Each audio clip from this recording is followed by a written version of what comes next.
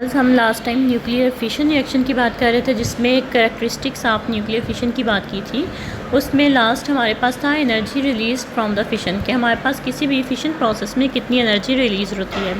अगर हम एक न्यूक्लियर प्रोसेस जो है वो अज्यूम करें, ये जो हम लोगों ने इक्वेशन में लिखा हुआ है, जिसमें रुबेडियम और सीजियम जो है ये हमारे पास इसके फ्रेगमेंट्स हैं, तो हम इसकी Q वैल्यू को फाइंड आउट करेंगे। Q वैल्यू फाइंड आउट करने का फार्मूला आप लोगों ने पढ़ा था, Q is equal to MI minus MF into c square.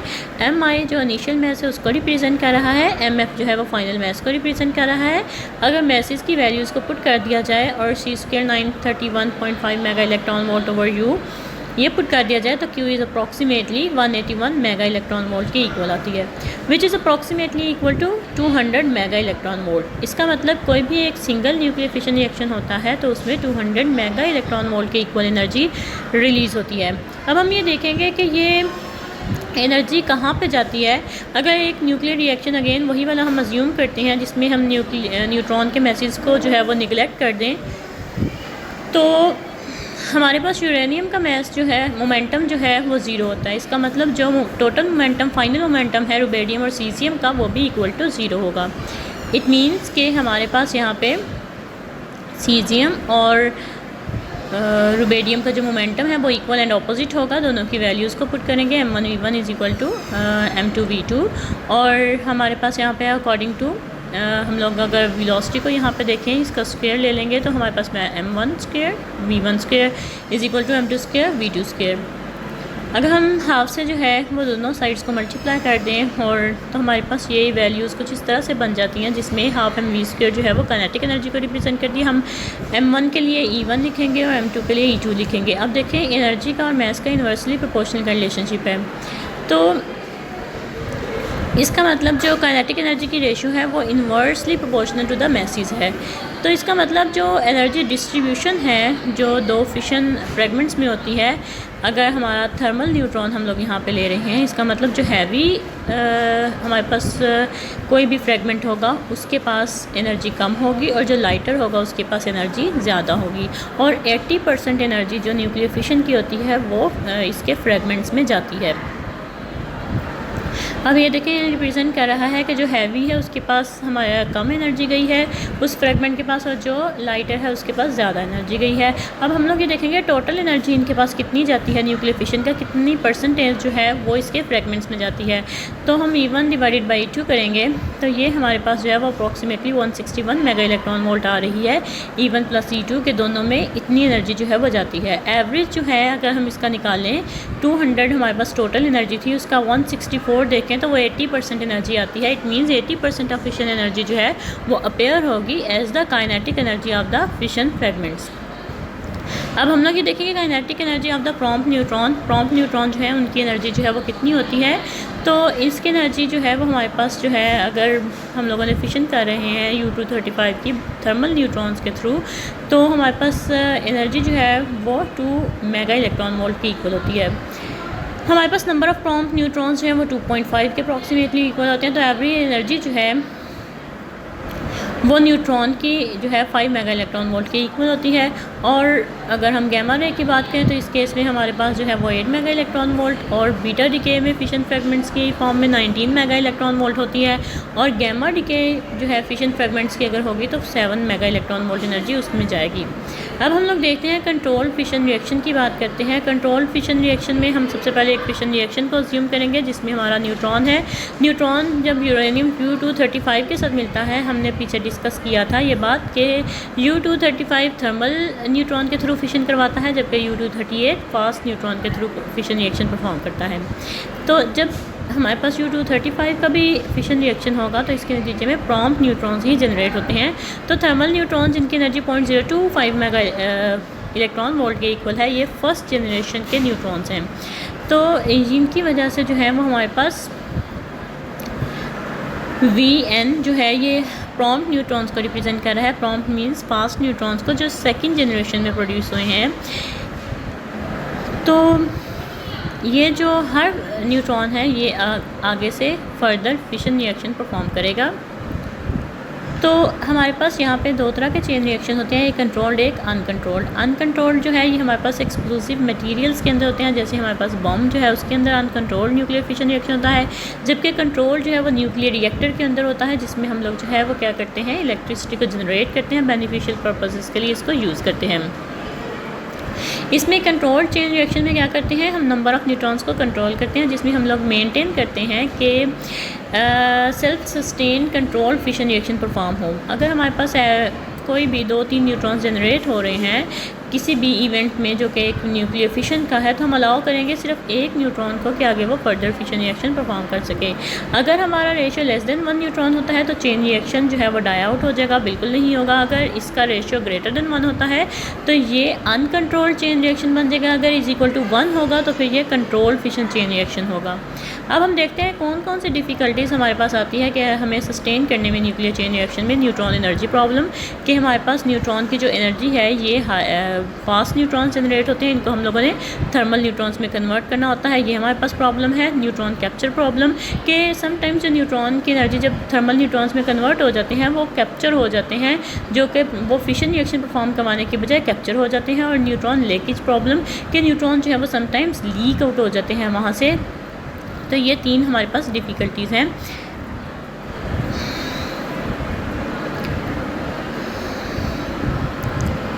अब न्यूट्रॉन रिप्रोडक्शन फैक्टर, अब ये देखिए हमारे पास न्यूट्रॉन जो भी हमारे पास ये 3 प्रॉब्लम्स हैं, इनको हम लोग किस तरह से कर सकते हैं। अगर हम लोग कंट्रोल चेन रिएक्शन करवाना चाहते हैं तो हम नंबर ऑफ़ न्यूट्रॉन्स को जो भी प्रोड्यूस हो रहे हैं या फिर यहाँ पे लॉस्ट हो रहे हैं, तो ये हमें चेकआउट करना बहुत इंपॉर्टेंट है कि कितने नंबर ऑफ़ न्यूट्रॉन्स जनरेट हो रहे हैं और कितने यहाँ से लॉस्ट हो रहे हैं। तो यहाँ पे इसको डिफ़ाइन करने के लिए हम एक टर्म इंट्रोड्यूस करवाते हैं, हम कहते हैं न्यूट्रॉन रिप्रोडक्शन फैक्टर। तो अब न्यूट्रॉन रिप्रोडक्शन फैक्टर के जो है इसको देखते हैं। इसमें ये हमारे पास कितने नंबर ऑफ़ थर्मल न्यूट्रॉन्स जो हैं वो एक जनरेशन से नेक्स्ट जनरेशन में कन्वर्ट हो रहे हैं, हम उसको चेक करेंगे। जब भी हमारे पास एवरेज देखा जाए तो थर्मल न्यूट्रॉन्स जो प्रोड्यूस होते हैं वो के थर्मल न्यूट्रॉन्स जो हैं वो जनरेट करते हैं। अगर हमारा कोई भी चेन रिएक्शन है तो उसको कंटिन्यू करवाने के लिए के इज़ ग्रेटर देन और इक्वल टू 1। अगर हमारी फाइनाइट पाइल हम यूज़ कर रहे हैं, के इज़ इक्वल टू 1 होता है तो ये हमारी क्रिटिकल होती है। अगर के इज़ लेस देन 1 होता है तो सब क्रिटिकल होती है। अगर ग्रेटर देन 1 होगा तो हमारी सुपर क्रिटिकल होगी। उसके बाद अगर हम इनिशियली देखना ये चाहते हैं कि हम के को फाइंड आउट करना चाहते हैं इसकी वैल्यू के, ये किन फैक्टर्स के ऊपर डिपेंड करता है कि नेक्स्ट हमारे कितने न्यूट्रॉन्स जो है वो जनरेट होंगे। तो हम इसको चेकआउट करने के लिए हम इनिशियली जो अपनी है अज्यूम करते हैं कि हमारा बल्क ऑफ मटेरियल है जिसमें बहुत ज़्यादा हमारा फ्यूल है, जिस फ्यूल का मैस बहुत ज़्यादा है। तो जब हमारा नेचुरल जो यूरेनियम है उसमें 0.27% U-235 होता है, जबकि 99% जो है U-238 होता है। अगर हम एनरिच्ड यूरेनियम को भी यूज़ करते हैं, एनरिच्ड यूरेनियम क्या होता है जिसमें U-235 की जो क्वांटिटी है उसको 0.72% से 3% तक इंक्रीज़ कर दिया जाता है यूरेनियम के सैंपल के अंदर, तो हम उसको एनरिच्ड यूरेनियम बोलते हैं। तो इनिशियली हम कंसीडर करते हैं हमारे पास बहुत लार्ज साइज़ का कोई भी रिएक्टर है जिसके अंदर लार्ज मैस का फ्यूल है। क्योंकि हमारा साइज़ बहुत बड़ा है, हम लॉस ऑफ न्यूट्रॉन को इग्नोर करते हैं लीकेज की वजह से, तो हम इसको के को रिप्रेजेंट करेंगे के इन्फिनिटी से। अब हम के इन्फिनिटी को कैलकुलेट करेंगे, ये 4 फैक्टर फार्मूला है। तो हम सबसे पहले जो है वो यहाँ पे देखेंगे हमारे पास के n number of thermal neutrons हैं। तो नेक्स्ट हमारे पास फास्ट न्यूट्रॉन्स जनरेट होंगे, ये हमारे पास Vn है। तो इनिशियली जो थे वो n थर्मल न्यूट्रॉन्स थे जिनकी वजह से हमारे पास फास्ट न्यूट्रॉन्स जनरेट हो गए सेकंड जनरेशन में।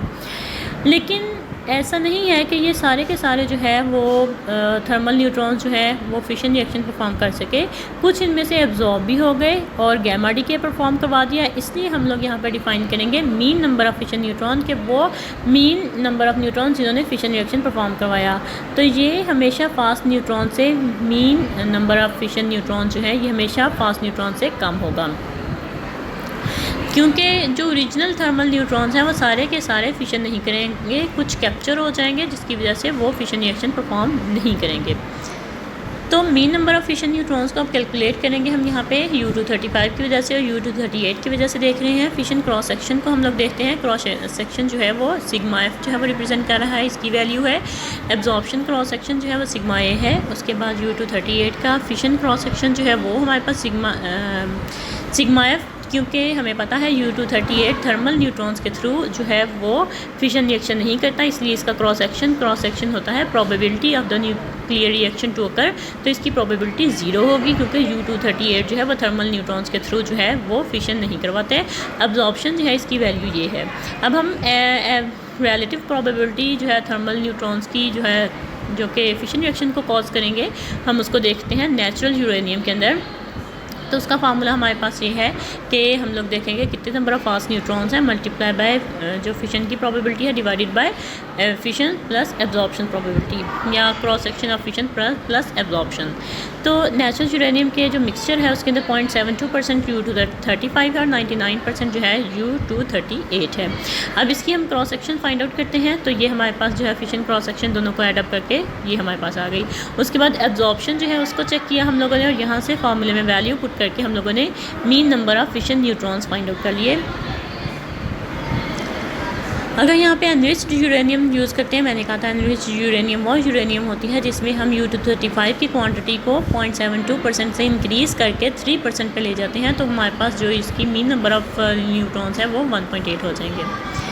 तो इसका मतलब n थर्मल न्यूट्रॉन से हमारे पास फास्ट फिशन न्यूट्रॉन्स जो हैं वो इतने जनरेट हुए, जो कि n इंटू दैट फैक्टर है। फास्ट फिशन फैक्टर हम यहाँ पे जो है वो ई को देखेंगे, फास्ट फिशन फैक्टर को। जो हमारे पास ये फास्ट न्यूट्रॉन्स जनरेट हुए हैं, ये किसी भी जो भी हमारा मटेरियल है उसके अंदर मूव करेंगे, और इनमें से कुछ जो है वो ये जो फास्ट न्यूट्रॉन्स हैं ये U238 के साथ मिलके फिशन रिएक्शन परफॉर्म कर देंगे। इसका मतलब कि हमने यहाँ पे देखा था कि हमने कहा था कि थर्मल न्यूट्रॉन्स जो है U238 के साथ जो है वो फिशन नहीं करते, लेकिन फास्ट न्यूट्रॉन U238 के साथ फिशन रिएक्शन परफॉर्म करते हैं। तो यहाँ पे इसकी फास्ट न्यूट्रॉन्स की वजह से इसकी फिशन की प्रोबेबिलिटी जो है वो यहाँ पर आ जाएगी, 1 बैरन होगी। तो इसका मतलब ये इंक्रीज़ करेगा नंबर ऑफ़ न्यूट्रॉन्स को।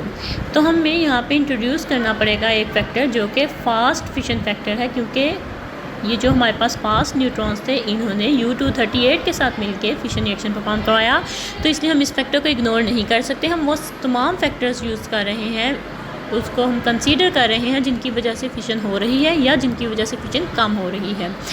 तो n थर्मल न्यूट्रॉन्स जो हैं ये फर्स्ट जनरेशन के वो कितनी फास्ट न्यूट्रॉन सेकंड जनरेशन के जनरेट करेंगे, हम इसको मल्टीप्लाई कर देंगे तो हमारे पास ये 3 टर्म्स आ जाएगी। अब हमारे पास क्या है, रेजोनेंस एस्केप प्रोबेबिलिटी। अब जब हम इसको मॉडरेट करेंगे तो फास्ट न्यूट्रॉन्स जो हैं जब इनकी एनर्जी पहुँचेगी 10 इलेक्ट्रॉन वोल्ट तक, तो यहाँ पे रेजोनेंस कैप्चर हो जाएगा, क्योंकि हम लोग यहाँ पे कोलिजन करवाते हैं डिफरेंट एटम्स के साथ। ये इसी तरह से ही हम मॉडरेट करते हैं ना। मॉडरेट करने का मतलब यह है कि फास्ट न्यूट्रॉन्स की एनर्जी को कम करते हैं। फास्ट न्यूट्रॉन की एनर्जी को जब कम करके 10 से 100 इलेक्ट्रॉन वोल्ट तक पहुँच जाती है, तो फिर इसमें क्या होता है, रेजोनेंस कैप्चर हो जाती है।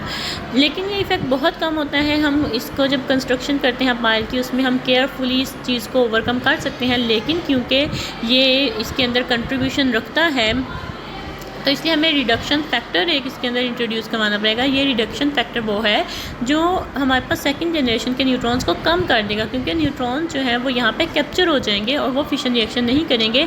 इसलिए हम रेजोनेंस एस्केप प्रोबेबिलिटी जो है उसकी वजह से एक रिडक्शन फैक्टर जो है P उसको इंट्रोड्यूस करवाएंगे। तो ये हमारे पास एक फार्मूला जो है वो आ गया, जिसमें ये रिप्रेजेंट करेगा कि हमारे न्यूट्रॉन्स जो हैं वो कितने हैं।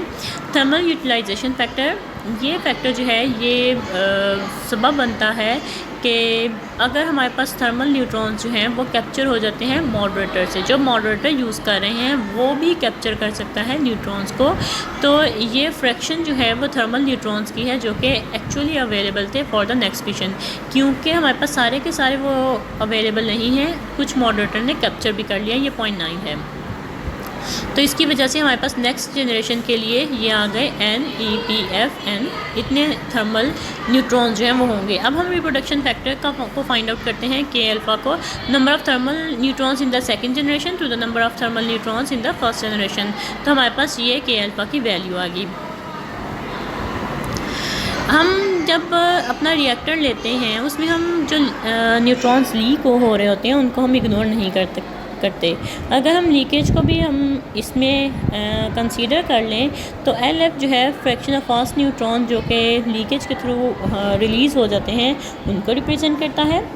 LT जो है वो थर्मल न्यूट्रॉन्स को जो कि लीकेज में होते हैं उनको रिप्रेजेंट करता है। इसको जब हम लोग फाइंड आउट करेंगे तो हमारे पास ये न्यू फार्मूला जनरेट हो जाएगा।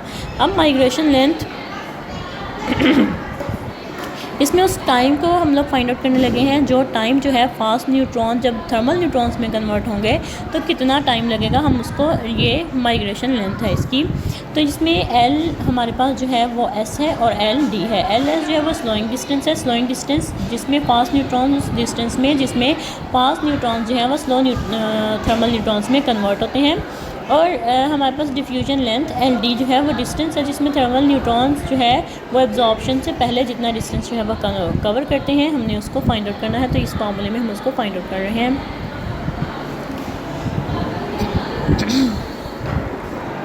अब इसमें टाइम कांस्टेंट जिसमें न्यूट्रॉन जो है वो उसकी मल्टीप्लिकेशन होती है, इसमें हम लोग उसको रिप्रेजेंट करेंगे कि टाइम जिसमें हमारे पास जो है वो मॉडरेट होता है वो 10⁻⁻⁶ सेकंड है और डिफ्यूजन टाइम जो है वो 10⁻⁻⁶ सेकंड है। अगर हमारे पास जो न्यूट्रॉन्स है वो n न्यूट्रॉन्स है t टाइम के अंदर, के जो है वो इसके रिप्रोडक्शन फैक्टर को रिप्रेजेंट कर रहा है, तो हम इसका टाइम जो है वो इस तरह से इस फॉर्मूले के थ्रू फाइंड आउट कर सकते हैं।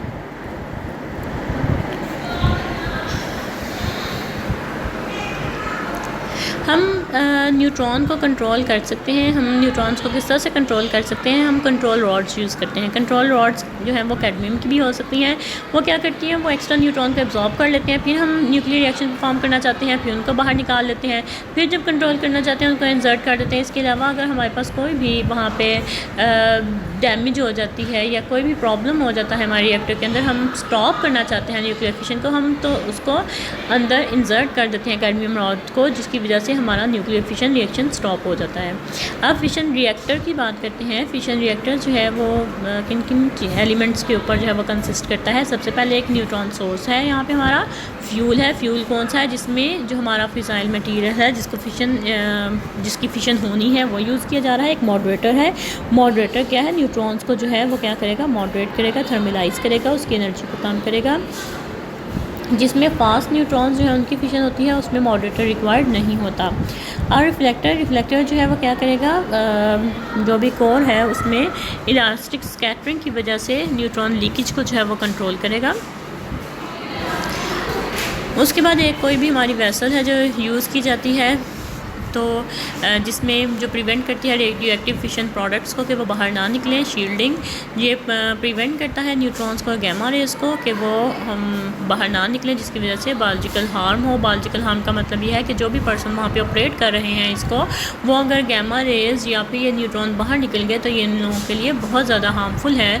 और एक कूलेंट जो है वो यूज़ किया जाता है हीट को बाहर निकालने के लिए। जो हमारी कोर है उसके अंदर से सेंट्रल सिस्टम है एक हमारा, ये ऑपरेट करता है पावर लेवल को कंट्रोल करने के लिए।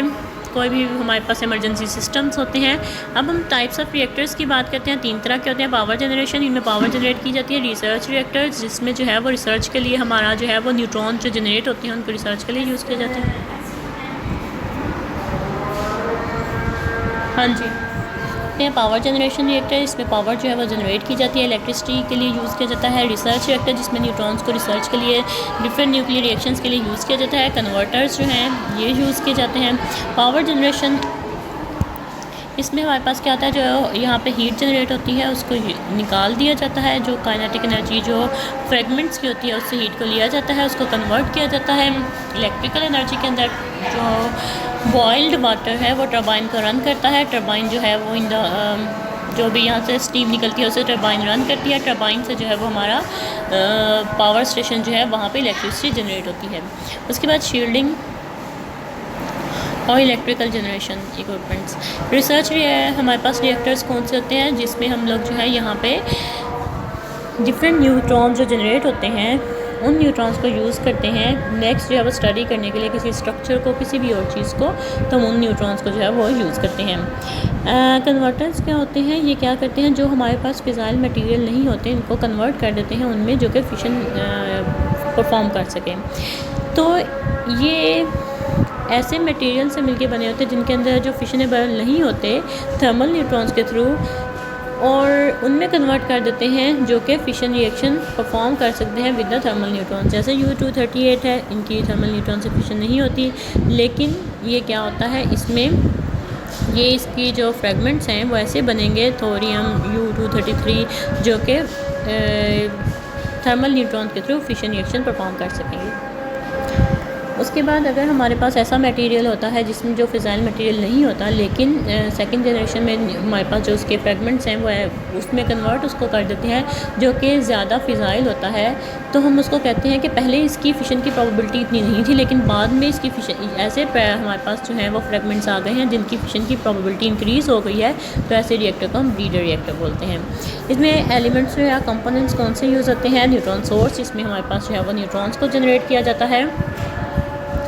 उसके बाद फ्यूल, हम फ्यूल के डिफरेंट टाइप्स यूज़ करते हैं। U235 अगर नेचुरल है तो इसमें 99% होता है U238 और 0.72% होता है हमारे पास U235। और एनरिच्ड यूरेनियम जिसमें U235 की क्वांटिटी को 0.72 से इंक्रीज़ करके 3% तक लेके जाया जाता है, और U238 जो है वो 97% होता है।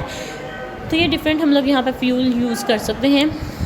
उसके बाद मॉडरेटर डिफरेंट यूज़ करते हैं।